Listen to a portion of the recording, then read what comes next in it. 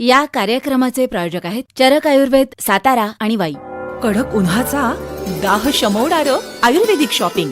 Doctor व्होल्टेज चरक आयुर्वेद, आयुर्वेदिक शीतसुधा, थंड गुलकंद शीतल औदुंबरावलेह. आणि उन्हाळ्यात प्रत्येक घरात असावीत अशी ब्रँडेड आयुर्वेदिक उत्पादने.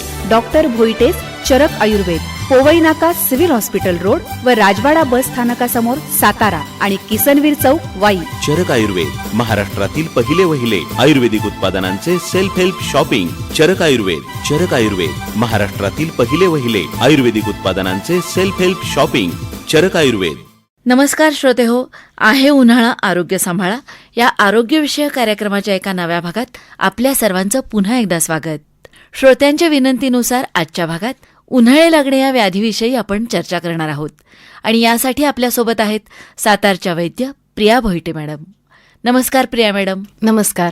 प्रिया मॅडम, मला सांगा की उन्हाळे लागणे म्हणजे नेमकं काय? उन्हाळे लागणं म्हणजे मूत्राची कष्टानं प्रवृत्ती होणं, म्हणजेच वेदनापूर्वक लघवीस होणं किंवा थांबून थांबून वारंवार अल्प प्रमाणात लघवी होणं. पण मग हे उन्हाळे लागण्याचं नेमकं कारण काय? उन्हाळ्यात वातावरणातील उष्णता आहे, त्यामुळे शरीरातील उष्मा वाढतो, पण तो योग्य पद्धतीने कमी केला जात नाही. उदाहरणार्थ, खूप उकडतंय, चला आईस्क्रीम खाऊया. जिथं साध्या पाण्यानं तहान भागवायला हवी तिथंही अशी चुकीचा मार्ग आपण स्वीकारतो.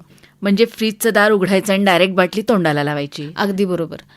उन्हात अनवाणी किंवा स्कार्फ, कॅप न घालता फिरणं, अग्नीच्या संपर्कात अधिक वेळ असणं, म्हणजेच स्वयंपाकघरात खूप जास्त वेळ असणं किंवा लॉंग ड्राईव्ह करणं इत्यादीमुळे सुद्धा उन्हाळे लागण्याची शक्यता असते. शिवाय अतिव्यायाम किंवा एक्झर्शन होणं, तीक्ष्ण स्वरूपाची औषधं घेणं, अतिवेगवान वाहनावरून नित्य प्रवास करणं यामुळे सुद्धा उन्हाळे लागू शकतात. मग या उन्हाळे लागणे या व्याधीची सामान्यपणानं लक्षणं काय दिसू शकतात? म्हणजे उन्हाळे लागले ते आपल्याला लक्षात कसं येऊ शकतं?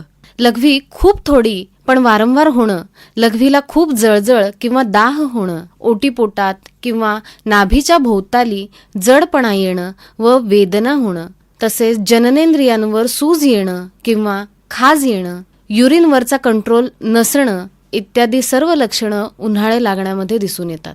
म्हणजे एकूणच तशी गंभीर स्वरूपाची लक्षणं या उन्हाळे लागणे व्याधीत दिसतात. मग हे उन्हाळे लागूच नयेत म्हणून आपल्याला काय काळजी घेता येईल? सर्वात प्रथम म्हणजे बाहेरच्या वातावरणातील उष्णता वाढलेली असल्याने शरीरातील उष्णतेवर नियंत्रण ठेवणं. त्यासाठी अगदी सोपा मार्ग म्हणजे यथाआवश्यक माठातील पाणी पिणं. साधे वाळा घातलेलं पाणी घेतलं तरी चालेल. रात्री धणे जिरे भिजवून सकाळी ते पाणी पिणं.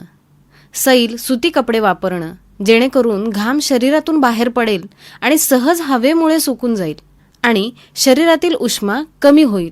यासाठी सर्व फळांचे रस घेणं, लिंबू सरबत, कोकम सरबत, नारळ पाणी घेणं, खजूर, मनुका, आवळ्याचा रस, ताजे ताक यांचं प्राशन करणं. उन्हाळ्यात संध्याकाळी जवळच्या उद्यानातील गवतावरून अनवाणी चालणं, सूर्यनमस्कार, प्राणायाम करणं, तळपायांना अभ्यंग करणं, म्हणजेच तीळ तेल किंवा खोबरेल तेल किंवा एखाद्या औषधी वनस्पती तेलाच्या साहाय्याने सुद्धा तळपायांना हलकी मालिश करणं. यासाठी काश्याच्या वाटीचाही वापर करता येतो.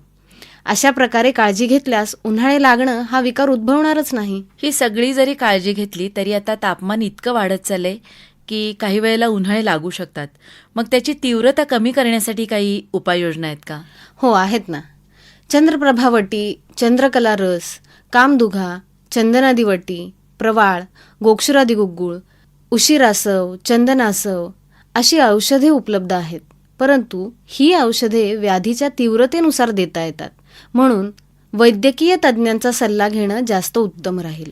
प्रिया मॅडम, आज उन्हाळे लागणे या विकारावर आपण सविस्तर चर्चा केली आणि याचा फायदा आपल्या श्रोत्यांना, म्हणजे विशेषतः जे लाँग ड्रायव्हिंग करतात, उन्हातान्हात काम करतात किंवा उन्हात फिरणं ही ज्यांच्या कामाची गरज आहे अशा आणि इतर सगळ्या श्रोत्यांना नक्कीच होईल.